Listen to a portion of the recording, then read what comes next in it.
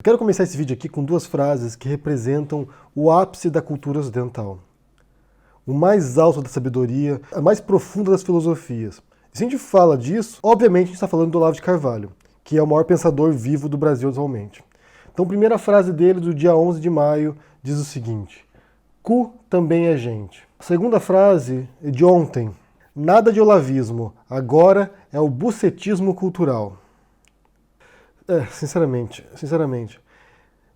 eu realmente não entendo. Eu tenho uma dificuldade tremenda para compreender como é que alguém que se diz cristão, que se diz evangélico, por exemplo, ou que se diz católico, que se diz alguém minimamente sensato e racional, pode acompanhar esse senhor, pode acompanhar o Olavo de Carvalho e, achar graça no que ele diz, porque isso aqui realmente não tem graça nenhuma, se é para ser engraçado, eu não sei qual é a intenção disso aqui, e dois, não achar que alguém tem algum problema de sanidade mental. Bem, essas frases do Olavo, elas já são consequências de uma tremenda repercussão negativa de algumas frases que ele disse na internet, nas redes sociais, nos últimos dias, atacando os militares. Então isso foi escalando, isso foi sendo controle, e agora o Olavo defende que há uma conspiração dos comunistas junto com os militares, junto com a imprensa, para destruí-lo. Há um complô. E como resposta a isso, o Lobão, que é amigo, ou era amigo do Olavo de Carvalho, segundo ele, leu todas as obras do Olavo, ele se manifestou no canal do YouTube dele criticando, primeiro o governo, e depois criticando o Olavo. Então, em relação ao governo, ele disse que o governo tem que começar a ser mais pragmático agora, deixar de se envolver nessas briguinhas estúpidas, nessa guerrinha ideológica interna, e começar a pensar de maneira prática, de como aplicar políticas públicas para levar o Brasil adiante, para melhorar o país. É evidente que na cabeça do Bolsonaro e na turma dele, melhorar o país talvez não seja exatamente uma coisa melhor para todo mundo. Talvez seja melhor apenas para um núcleo mais radical, mais fanático. Talvez para boa parte da população brasileira seja uma piora. Mas nesse sentido, se nós estivéssemos falando de um governo normal, de pessoas racionais, de pessoas minimamente sensatas, ele tem toda a razão. Na hora de governar, os governantes têm que deixar um pouco de lado a ideologia, deixar de lado esse discurso radical, extremista, de campanha eleitoral, para pensar em como formar uma coligação, de como formar as bases para poder governar. E isso implica necessariamente dialogar com o Congresso, dialogar com a sociedade civil e criar articulações, não queimar pontes, que é o que o governo sabe fazer melhor. O Bolsonaro e os filhos dele, e o Olavo de Carvalho como representante fora do governo, né, como ideólogo do governo, eles são especialistas em queimar pontes. Inclusive até dentro do próprio partido eles fazem isso. O PCL está dividido agora. Então, uma briga interna entre diferentes facções do governo. E, como eu disse, nesse sentido, o Lobão tem toda a razão. Está na hora de parar com essas brigas ideológicas e começar a governar, começar a agir como adulto. É evidente que isso não vai ocorrer, não me parece que tem alguma previsão disso parar. Então, o Lobão criticou o governo e depois criticou também o Olavo, dizendo que o Olavo é que era o estopim desse tipo de crises internas no governo, que ele ficava alimentando esse tipo de coisa, esse tipo de conflitos, atacando os militares, e o Lobão critica duramente o Olavo nesse sentido, né, que ele deveria se desculpar em relação às falas dele contra os generais, contra o Santos Cruz, contra o Mourão e contra o Vilas Boas. Segundo o Lobão, é um tremendo erro criar esse tipo de conflito com os militares. Nesse sentido eu também concordo com ele, acho que ele tem toda a razão. Mas o que aconteceu depois desse vídeo do Lobão? Bem, evidentemente, como era de se esperar e como já ocorreu em outras circunstâncias também, tanto o Olavo de Carvalho quanto os discípulos do Olavo, quanto os olavistas, foram em massa atacar o Lobão. A tática recorrente que você vê nesses grupos olavistas, tanto no Olavo quanto Nando Moura, Bernardo Kister, Terça Livre e outros grupos também olavistas, uma vez contrariado, uma vez confrontados, eles enviam a tropa para tentar destruir a pessoa. E fizeram isso em outras circunstâncias também. Fizeram contra o Andreasa, que é o editor do Olavo de Carvalho na Record. Atacaram o Felipe Moura Brasil, atacaram deputados do PSL que foram para a China, atacaram o Alexandre Frota e agora atacaram também o Lobão. E antes disso, há pouco mais de um ano atrás, isso ocorreu também com a própria filha do Olavo de Carvalho. Teve uma divergência pessoal com o Olavo ficou ofendidíssimo, a insultou, ela foi na internet, publicou uma carta aberta revelando quem era o pai dela depois desse conflito, e ela foi atacada também visceralmente, tanto pelo Olavo de Carvalho quanto pelos seguidores do Olavo. E antes disso também, se você olhar o histórico do Olavo, você vê que ele fez isso também com ex-alunos dele, alunos que eram próximos, discípulos dele, muito próximos dele, com o qual eles tinham uma boa relação. Uma vez que esses alunos confrontaram o Olavo, ou questionaram o Olavo, ou passaram a divergir do Olavo, também se tornaram inimigos, tanto do Olavo quanto dos olavistas. Então, como qualquer outro líder de seita, como qualquer radical ideológico, o Olavo não tolera divergência, ele não tolera dissidentes. não tolera apóstatas. Qualquer um que fez parte da seita do Olavo, uma vez que se volta contra o Olavo, uma vez que passa a criticar publicamente o Olavo, eles se tornam o inimigo mortal. Então o Lobão está sentindo na pele agora o que muita gente já sentiu antes. Eu não sei se há alguma chance de reconciliação entre os dois, porque a princípio o Lobão tentou apaziguar os ânimos, mas depois, nesses últimos dias, o Lobão foi lá e publicou o seguinte no Twitter dele, respondendo a uma outra pessoa, né? Nananina não, querido Felipe. Olavo é uma farsa perigosa. A imprensa ainda não sacou sua capacidade destrutiva e o trata apenas como um tarólogo boquirroto.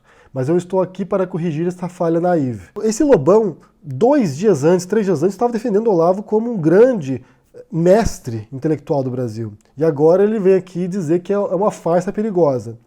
Então, em questão de 2, 3 dias, houve uma guinada completa na posição do Lobão em relação ao Olavo, a quem ele chama de amigo, dizia que era amigo pessoal dele, mas pelo visto a amizade miou e agora há uma guerra aberta entre Olavo, olavistas e Lobão. Eu quero saber, eu estou realmente muito curioso para descobrir como o Lobão pretende corrigir essa falha. Que tipo de revelação ele tem sobre o Olavo de Carvalho? O que ele sabe sobre o Olavo para poder revelar essa farsa perigosa? Porque ex-alunos do Olavo sempre têm elementos muito interessantes para revelar sobre o Olavo, de como ele opera, quais são os procedimentos dele para enganar as pessoas. Uma coisa interessante que você vê também, é que a gente vai falar de personalidade desses indivíduos da extrema-direita no Brasil, e aqui você pode incluir todo mundo, né? Toda essa turma aí. Você pode incluir Olavo de Carvalho, Bernardo Kister, Nando Moura, o Bolsonaro, os filhos do Bolsonaro. Todos eles querem pagar de macho alfa. E o que acontece? Quando você tem muito macho alfa junto, eles são incapazes de trabalhar em cooperação. Porque todos querem liderar, todos querem ser o chefe da matilha. E talvez isso esteja no cerne dessa divergência entre essa extrema-direita. Porque você vê muito macho brigando entre si para ver quem que é o melhor, para ver quem que é o mais fodão. E no final das contas, só tem espaço para um. Ou será o Bolsonaro, que já se revelou um fraco, um incompetente, um inepto, mal consegue controlar os filhos dele que fazem o que bem entendem nas redes sociais ali, usando a própria conta do Bolsonaro para atacar desafetos. Ou você terá o Olavo, que também quer pagar de macho alfa, que também quer pagar de alguém que vai na internet, xinga todo mundo, ofende todo mundo, e quando há uma reação a isso, quando se volta contra ele, esse tipo de insultos, esse tipo de ataques, ele se faz de vítima. Quando os militares passam a reagir aos ataques que o Olavo faz há meses contra os militares, daí ele se torna uma vítima de um complô mundial, globalista, comunista para destruí-lo. Ele cria a situação, ele alimenta a situação, ele instiga os olavistas, ele inflama os olavistas e depois, quando há reações, aí ele é o coitado. Aí ele é a vítima.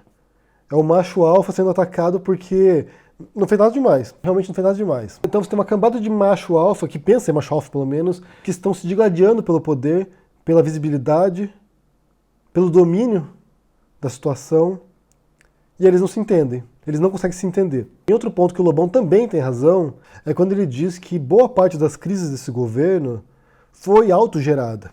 E a gente já falou isso anteriormente, né? A gente já falou em algumas circunstâncias aqui, que a oposição, embora esteja presente ali e tem alguns núcleos que estão atuando de maneira muito eficaz, mas boa parte das crises é autogerada.